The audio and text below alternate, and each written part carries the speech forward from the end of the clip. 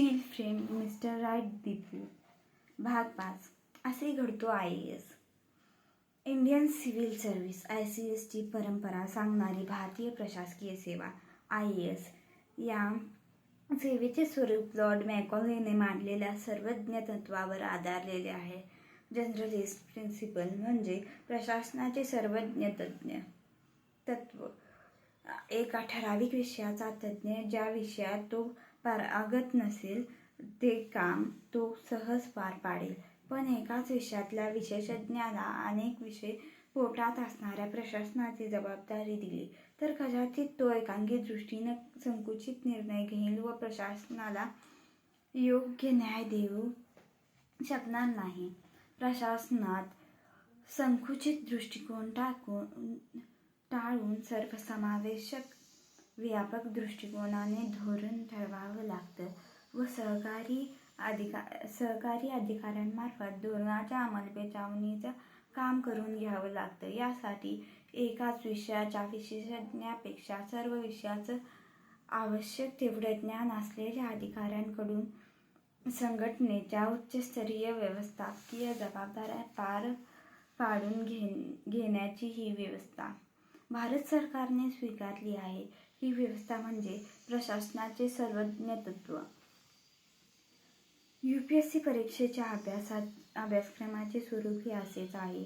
इतिहास ते विज्ञान तंत्रज्ञान, अर्थशास्त्र ते राज्यशास्त्र, भूगोल ते आंतरराष्ट्रीय घडामोडी अशा सर्वव्यापी अभ्यासक्रमामुळे सर्व विषयांच्या मूलभूत अभ्यासावर भर दिलेला असतो. म्हणूनच ही परीक्षा पास होऊन IAS बनलेला एखादा अधिकारी एका विशिष्ट विषयाचा तज्ज्ञ नसतो, पण सर्व विषयांचे आवश्यक ज्ञान असलेला ज्ञानी जरूर असतो.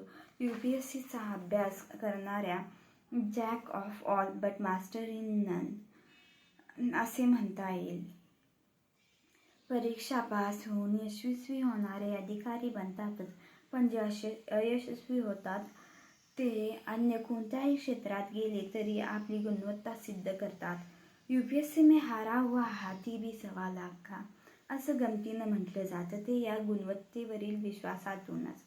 परीक्षेचा अर्ज भरताना उमेदवाराला तो ज्या राज्याचा रहिवासी आहे त्या राज्यामध्ये काम करण्याची इच्छा आहे किंवा नाही हे लिहावं लागतं. निवडीनंतर त्याच्या राज्यात जर जागा रिक्त असेल तर उमेदवारास स्वतःच्याच राज्यात काम करण्याची संधी मिळते. जागा उपलब्ध नसेल तर रोस्टर पद्धतीने म्हणजे लॉटरी स्वरूपाने इतर राज्यात नियुक्ती केली जाते. महाराष्ट्राचे बरेच उमेदवार विविध सीमांत वेगवेगळ्या राज्यात यशस्वीपणे काम करताना दिसत आहेत.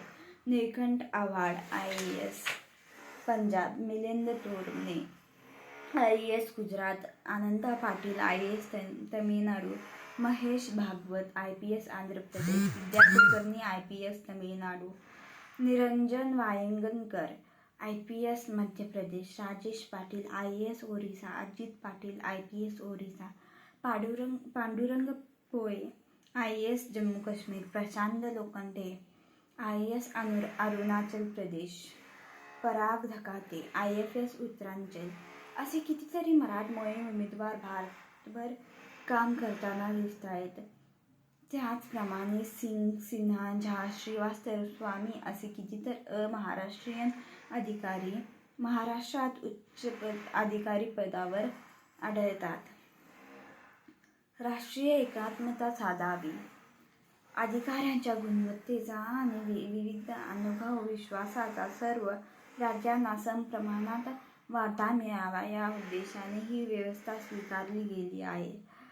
परीक्षेत यश मिळाल्यानंतर कोणत्या राज्यात काम करायचं हे निश्चित होण्यापर्यंतचा काळ हा सर्व उमेदवारांसाठी अत्युत्सुकतेचा असतो. प्रशिक्षण अकॅडमीमध्ये प्रवेशावेळी प्रत्येक IAS अधिकाऱ्याला आपण कोणत्या राज्यात रुजू होणार आहोत याची कल्पना आलेली असते आणि जीव भांड्यात पडलेला असतो.